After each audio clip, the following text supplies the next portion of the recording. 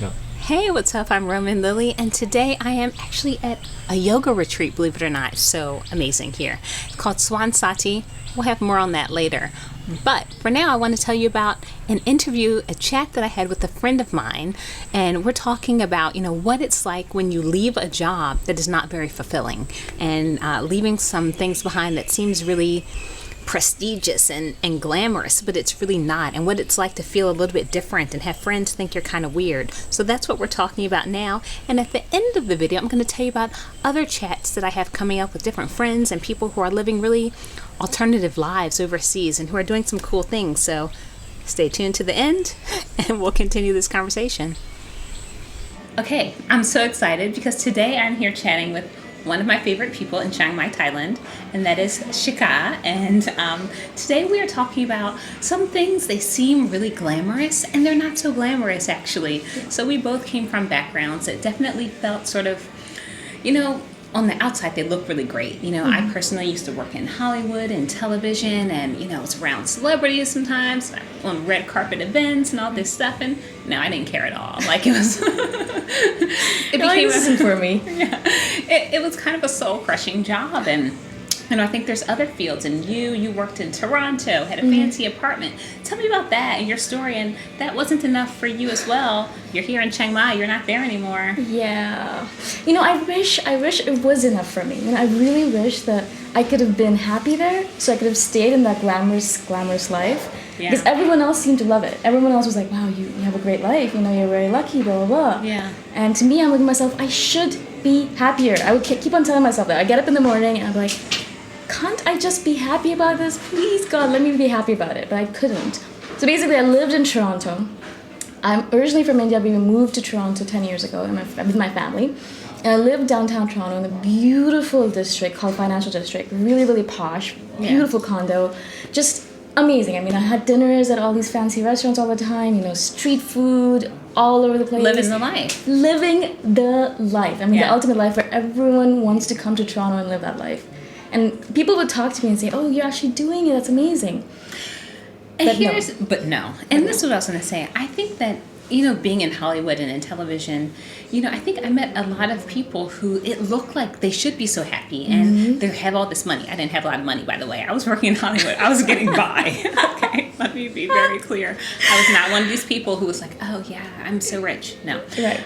But I saw a lot of people who were rich and did have a lot of money, but they still weren't happy. And, they just seemed like they're also just going through the motions at a higher level than I was, but they didn't seem satisfied. And that's when I started to feel like I needed change in my life, because I looked at my bosses and their bosses, and I saw all these people who, some of which were on the verge of wealth if they didn't actually have it, but I didn't want their life, and I left all of that in search of more, and you did that as well. And I guess I wonder, when you left, was it a difficult transition, and what were you hoping to get out of life that you felt like you weren't getting from that status and glamour and Toronto scene you were in?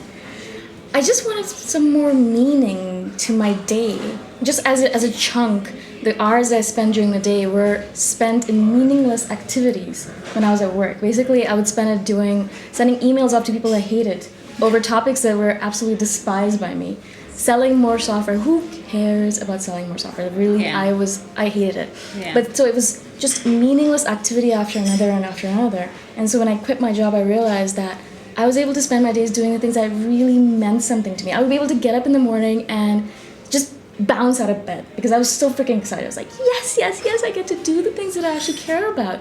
And sometimes, obviously, some of the things I do are not that great. Sure. But in comparison to what I did in the past, it's like a night and day difference. Night and day. So how was it, the transition? So for those of you who don't know, what she does is she's so inspirational. She's into spirituality and wellness, and it's all about helping other people to live a fulfilling life and living that yourself as well. And I guess, how did you bridge that gap from doing this really kind of mindless job that you didn't care about? Like, how did you walk away from it? Like, did people think you were crazy? Did you think you were crazy? I still think I'm crazy. And I live in Chiang Mai now. I'm an expat, apparently, which you're going to talk about. Yeah. I just can't believe that I'm living this life. But the transition, actually, Chris and I, one of the people, were talking about a book that I read, The War of Art by Stephen Pressfield. I read that book on a Saturday, and on a Monday I quit my job. Because in the book he says, resistance is basically what he talks about a lot. And he says that if anything really calls out to you, if you're really, really afraid of it and you don't want to do it, it means that's necessary for the evolution of your soul. And I knew instantaneously that he was talking to me. Obviously he wasn't, but Sure. it was like he was talking to me. He's like, you need to do this, because if you don't, you're just going to be stuck on this rut that you're in forever, on this soul level. And if I wanted to go on to the next level, which I did, I had to quit and do this, like jump into the abyss, go off and do something different, right? And I think, yeah, it's an interesting, I love how you're saying how I've read books too where I felt like, oh my God, they're talking to me. Right? Maybe the person's dead, you've never met, but, Exactly. it just speaks to you. But I think this is the part, that point is really scary for a lot of people in the sense of stepping out into the unknown. I think when you have your job that is maybe terrible and you hate your boss, But you and the make work money. sucks, You but get you like make money. every 2 weeks you get paychecks. Right, Yeah. it's stable, it's understandable. It's you know, addictive. Yes, you know like what's going to happen. You know that you're going to wake up, hate your life, but you know that also you're going to like get that. You know that you're gonna be able to go on the weekends and go clubbing and go, do all the things that people do, normal people do. Right. Yeah. But when you kind of say, okay, I'm leaving, I'm gonna go off to Chiang Mai to focus on spirituality and wellness. Yeah. That doesn't Everyone have a clear I know paycheck attached thinks to that. I'm crazy. Like everyone I know, like not obviously not me. you. Yeah, no, not me. Obviously not you, but every other person. Either I've lost friends because they think that I'm insane. So I've lost a lot of friends back home in Toronto. Or my family obviously thinks I'm crazy, but they know that I'm crazy. So they kind of like, well, all right, just one more thing. Nice. Just one more thing she's doing. That's fine. It's better when people think you're crazy. Exactly. Anyway. It's worse when they expect you to be normal and they have these normal expectations and then like, whoa. Then they're so... And you're like, I'm going to disappoint you over and over again. It's like prepare yourself. The Yeah. shoe's going to drop and you're going to find out the Totally. truth. I'm moving to Chiang But Mai. I wanted to say that day when I quit my job, I literally puked like 3 or 4 times before I told my boss that I was going to go, I'm leaving, I'm quitting to start my own thing. I woke up in the morning. Obviously, I couldn't sleep very well. I woke up, I puked, I vomited, and then I came back and I was like, okay, let me eat something. It was just, there was so much tension. Oh my gosh. And so much fear that was kind of bubbling up inside of me. I'm not saying this to kind of gross people out, but just say that it's going to be hard. It's going to be really, really hard. And I'm not going to say that it's not going to be, because it's going to be, and I want people to be prepared for that. Because it's going to be as if every single person on this planet is telling you not to do this, and you're the only person, that little person inside you saying, maybe we can try, maybe we should try. So I think that's an important point to really talk about, because I think that there is a lot of pressure to kind of be normal, to fit in, to do what everyone else is doing, but that's not something that we have to go along with, because honestly, I think a lot of those people who are saying, oh, you should do this, you have to do this, they don't really want to do those things. You know what I mean? They just don't know a way out, right? They don't know a clear path. They're afraid to take certain steps towards freedom. So what they do is they maintain the status quo, even though it's not something that they want, even though it's not something that they think is super fulfilling.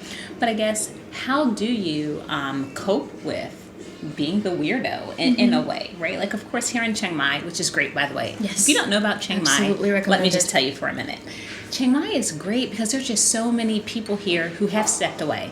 So we're not weird here. There are so many people who are expats who live here, who are trying to be digital nomads, and are digital nomads, which is just people working online, making money, not in a traditional job situation.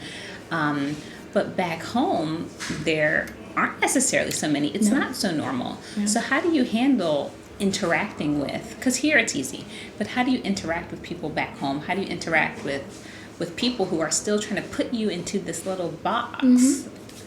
Like I said, I lost a lot of friends, so a lot of people don't talk to me anymore because I don't fit into their paradigm, and I'm trying to, or the fact that I don't fit in instantly tells them that there's something wrong with their own paradigm, or it's like it scares them. So they've fallen out, which is great. I don't need those kind of people anyways.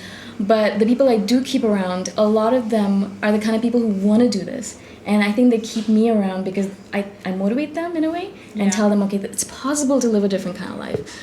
My parents, obviously, they don't get me at all, but they think that I'm doing something that makes me happy. They've never seen me this happy before, or this fulfilled, or this joyful, or this just just grateful to be alive. I exude happiness, they say, when I go back, right? And so they just don't understand it, but they're like, well, if it makes you happy, then it should be fine, kind of thing. Yeah. I just have to kind of be the scientific person and say, okay, this is what I'm doing, this is how much money I'm making, I'm fine, Chiang Mai is really safe. I send them articles all the time about things that are happening, so it shows that I'm safe and everything is fine and there are other people doing this, so it kind of keeps them confident that I'm all right. You know? Right. So that's the way I deal with it.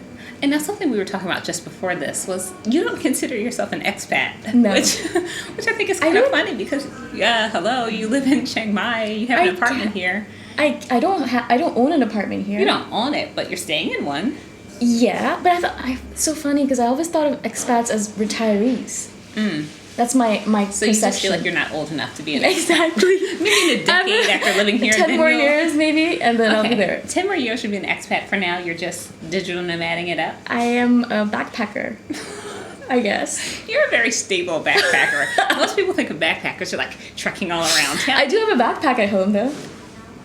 I have a backpack too. Okay. Lots of people have backpacks that are not backpackers. You know what, Like though? this one. I wanted to kind of clarify something. A lot of people, when they speak to me, they're like, oh, you're a DN. And I'm like, a digital nomad, right? Right. But then I don't really want to ascribe or subscribe to that kind of label.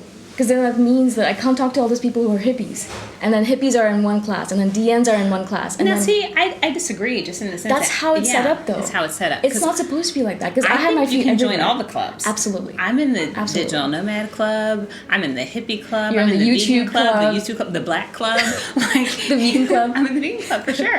Like I'm in so many clubs. I don't want to choose. I know, but people, you know how it is. So then you're like, well, you can't hang out with those people because, well, you're a DN. You're an online business person.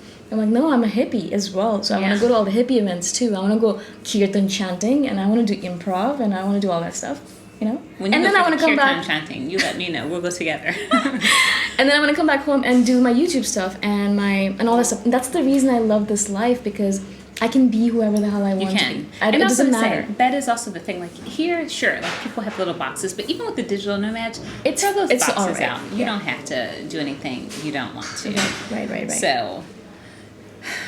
So remember, if you're watching this, if you are in a glamorous job, but you hate it, because you probably do, right? Like it's really not that great. We know the truth. You can be honest about it. You can talk about it. You can leave a comment. Or if you want one of these glamorous jobs, listen, that's fine. No judgment. Everyone, this is about living the life that you want on your terms. So you want to work in Hollywood, great. I can even give you some tips. You write a comment, I'll let you know. We can talk about it, but it's not exciting. And if you want to live in Toronto, glamorous life, that's fine. But if you do want to step outside, if you want to do something different, just know that that is an option as well. You don't have to be limited by the choices that you see around you. There's more to life. So this is the first chat that I'm having right now here in Chiang Mai in a series of many to come, where I will talk with expats. Damn it. Digital nomads and lots of other people who are doing something different, doing something fun and interesting. And so there's more to come, so you can subscribe, make sure you don't miss any of those, like, share the video, whatever you want. Anyway, I'm here for you, so that's it. Woohoo. We should have done a Kopun Ka. Khap Kun Ka. Swadee Ka. Yep. Okay, I hope you enjoyed my chat with Boom. Can you see why I love her, right? She's amazing. But anyway, coming up, we have some really cool chats coming up. So I'm actually going to have a talk with the guy who owns this place, which is amazing. It's an American guy. He started a yoga retreat here in Thailand on a really limited budget. I can't imagine starting a retreat in the US with a huge budget, but he did it here. So it's amazing, and his story is so fascinating. So that's coming up. And also coming up, I have a chat with a woman who moved overseas for medical care. She actually feels that the quality of care that she gets and the prices are better than in the States. So that's also fascinating. So stay tuned. There's a lot to come, plus even more that I haven't even mentioned yet. We have a lot to talk about, you guys. So stay tuned.